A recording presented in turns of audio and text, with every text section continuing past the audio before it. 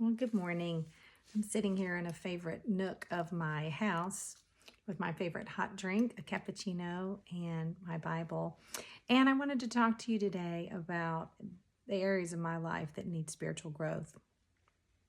Back in 1986, a long time ago, Vera Anglin, this sweet woman in my church, gave me a copy of My Utmost for His Highest as a graduation present from high school.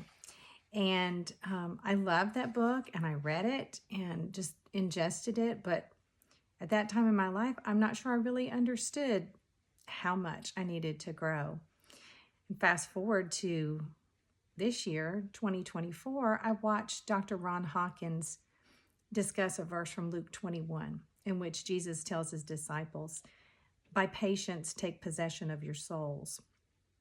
And I thought, well, that sounds familiar. And I went back to My Utmost for His Highest. And the devotion for May 20th was from that verse. "In your patience, possess ye your souls." Luke 21:19.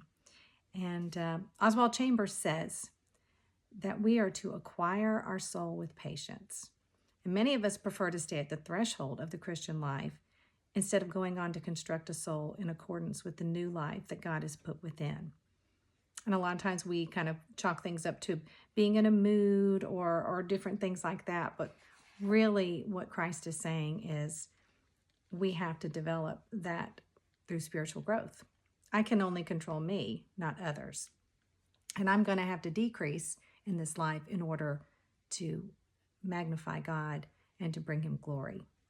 So after the thoughts we've had this week, the reading and knowing God and all of the different things to think through, I thought of 4 areas that I really still struggle in, frankly, and continue to work on and will for the rest of my life.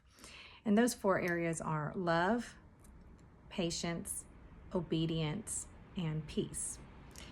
Especially, I'd say the biggest one for me is love. It is so easy to love people who are like me. I have a best friend who she's just the easiest person to love. Most of my family members, similar personalities, very easy to love. I have some family members who are frankly challenging for me to love. And I have one adult child in particular, who's just making some choices that grieve my heart, and I'm constantly reminded of how I've grieved God's heart. But yet, when I'm looking in Matthew 5, verse 46, "For if you love those who love you, what reward do you have? Do not even the tax collectors do the same?" Just continually meditate on that verse every time I'm tempted to be cross with someone or roll my eyes or act irritated that someone is late to rehearsal or didn't bother to practice or listen to their music. I have to remember not everyone is like me. God created us different, and I'm called to love. Patience is another spiritual growth area that I need to work on. You know, there are busy seasons like right now, Christmas. There are illnesses and physical trials. And then we have what I call sandpaper people. Those are the people that God uses to rub off the rough edges around us. And when I lose my patience, whether it's with my 5-year-old grandson who doesn't want to hear the word no, or someone in my family, I need to remember that in Matthew chapter 12, we are told that we're going to give an account for every careless word we say. And I am mindful that when I have a very strong emotional response to a situation or a person, that's probably the time I need to stop the most and think, how would Jesus respond to this person? How can I show Jesus' love to that person? And how would I want to be treated if I was in the same situation?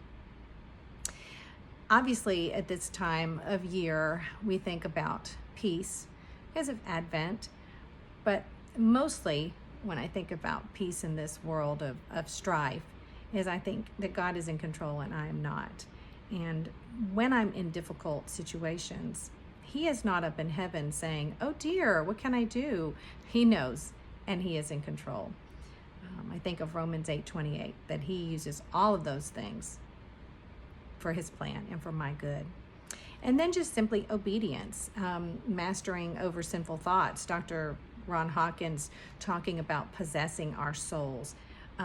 For me specifically, I am convicted with Matthew 7, verses 1 through 5, where he talks about not judging others. I'm looking around with a log in my eye, trying to get a speck out of someone else's eye, and I constantly have to work on that.